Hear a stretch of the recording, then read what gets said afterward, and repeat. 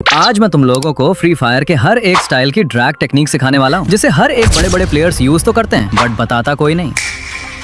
चाहे बंदा mid range पे हो, लॉन्ग रेंज पे हो या शॉर्ट रेंज पे हो, चाहे बंदा मूवमेंट कर रहा हो या नूब वॉक कर रहा हो, तुम्हारी गोली फायर होने की तुरंत बाद ऑटोमेटिक हेड पे लॉक हो जाएगी। ये मेरी गारंटी है। अगर नहीं हुआ तो कमेंट में गाली देके जाना।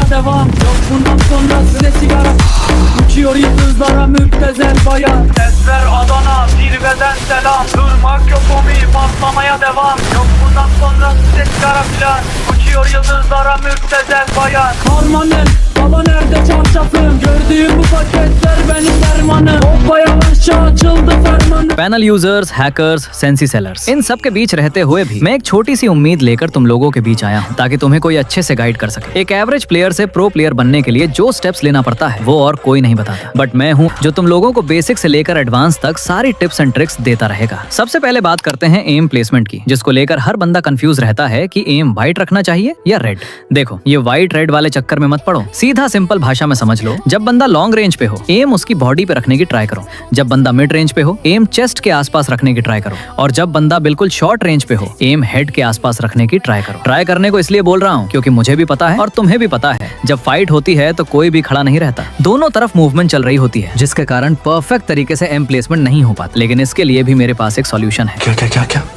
जब तुम एम प्लेसमेंट करते हो, सेम टाइम पे जॉयस्टिक को भी ट्रैक करके रखो।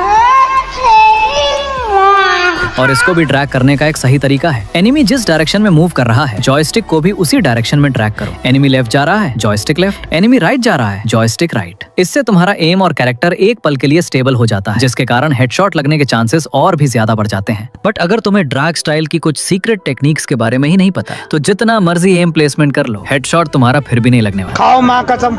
बताता देखो, ये L save drag, you save drag, we save drag बोल के तुम्हारे दिमाग का दही नहीं करूंगा। इसको भी सिंपल भाषा में समझ लो। अगर बंदा लॉन्ग रेंज पे है तो स्ट्रेट ड्रैग करो। अगर बंदे मिड रेंज पे है तो मैटर करता है कि तुम्हारा एम किस साइड पे है। अगर एम लेफ्ट पे है तो राइट रोटेशन ड्रैग करना है, और अगर एम राइट पे है तो वो मैं नहीं बताऊंगा। तुम लोग कमेंट में बताओ कौन सा ड्रैग करना चाहिए। शॉर्ट रेंज में भी सेम लॉजिक है। अगर एम हेड के ऊपर है तो स्ट्रेट ड्रैग, अगर लेफ्ट या राइट साइड है तो रोटेशन ड्रैग, और अगर एम हेड के थोड़ा नीचे है तो फुल स्पीड से ड्रैग करना पड़ेगा। तो यहाँ तक तो समझ गए होंगे। तुम सारे गन पे सेम ड्रैग स्टाइल यूज कर रहे हैं, और यही सबसे बड़ी गलती है, जो सिर्फ तुम ही नहीं, फ्री फायर के 90% ऑडियंस इस गलती को कर रहे हैं, जिसके कारण इन लोगों का हेडशॉट कभी अच्छा लगता है, ये कभी बिल्कुल भी नहीं लगता। क्योंकि हर गन का ड्रैग स्टाइल अलग होता है, गन टाइप और डिस्टेंस के हिसाब से। पूरा दिमाग के ऊपर से जा रहा है ना? रुको जरा, बोला ना सब कुछ सिखा दूंगा। किसी और यूट्यूबर के आगे तुम लोगों को झुकने नहीं दूंगा। शॉटगन के लिए शॉर्ट रेंज में हाई स्पीड ड्रैग और रोटेशन ड्रैग ज्यादा यूज होता है। डेजर्ट ईगल, M500, वुडपेकर और AC80 के लिए लॉन्ग रेंज पे स्लो ड्रैग, मिड रेंज पे मीडियम ड्रैग, शॉर्ट रेंज पे हाई स्पीड ड्रैग यूज होता है। हर रेंज का ड्रैग स्पीड अलग है। अब तुम लोगों के मन पे एक सवाल आ रहा होगा कि हम ये तो समझ लिया कि कब तेज ड्रैग करना है, कब मीडियम और कब धीरे ड्रैग करना है, बट ये कैसे पता चलेगा कि जब धीरे ड्रैग करूंगा तब कितना धीरे ड्रैग करना पड़ेगा, और जब तेज ड्रैग करूंगा तब कितना तेज ड्रैग करना पड़ेगा? तुम पहले ट्रेनिंग ग्राउंड जाओ, जिस गन की ड्रैग स्पीड पे हद सेट करना है उसको उठाओ, लॉन्ग रेंज से हेडशॉट लगाने का ट्राई करो। जब हेडशॉट कनेक्ट हुआ उस टाइम पे तुम परफेक्ट तरीके से धीरे ड्रैग किए थे, मतलब लो स्पीड ड्रैग। मिड रेंज से और शॉर्ट रेंज से भी ट्राई करो। जब जब तुम्हारे हेडशॉट कनेक्ट होगा तब समझना कि तुम मिड रेंज पे परफेक्ट मीडियम ड्रैग का यूज की हो, और शॉर्ट रेंज पे भी परफेक्ट हाई स्पीड ड्रैग का यूज की हो। और ये बार बार प्रैक्टिस करो, वो भी अलग अलग मैचेस पे जाके। नोटिस करना तुम्हारा हेडशॉट रेट पहले से ज्यादा हो रहा है। सिर्फ हेडशॉट मारने से पहले ये चीज को याद कर लेना, शॉर्ट रेंज पे high speed drag, mid range पे मीडियम ड्रैग और लॉन्ग रेंज पे स्लो ड्रैग। बस। अब सवाल आता है, क्या कोई ऐसी ट्रिक है जिससे बंदा हमारे सामने अचानक से आ जाने से हमारे दिमाग को इंस्टेंटली पता चल जाए कि अब स्लो ड्रैग करना है या फास्ट? हाँ है, लेकिन उसको लास्ट में बताऊंगा। पहले फायर बटन साइज और पोजीशन की बात कर लेते हैं।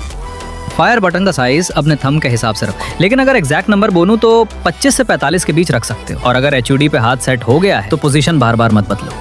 अब वक्त आ गया है उस ट्रिक को रिवील करने का। ट्रिक ये है, इस वीडियो को सेव करके रखो और जब भी गेम ओपन करो एक बार इस वीडियो को देख लिया करो। ज्यादा नहीं, कम से कम अगर तुम और 1 से 2 बार इस वीडियो को देख लोगे ना भाई, तुम्हारे लॉन्ग टर्म मेमोरी के अंदर ये सारे इंपॉर्टेंट टिप्स सेव हो जाएगा। जब भी गेम खेलोगे तब जो जो चीजें मैंने बताई हैं वो तुम्हारे दिमाग में चलती रहेंगी, और जब मैच में जाओगे ऑटोमेटिकली उन्हें फॉलो करने लगोगे, और तब एक्यूरेसी भी ऑटोमेटिकली इंप्रूव होने लगेंगे। और हाँ, मैं मिलता हूँ किसी और दिन किसी और खतरनाक वीडियो के साथ।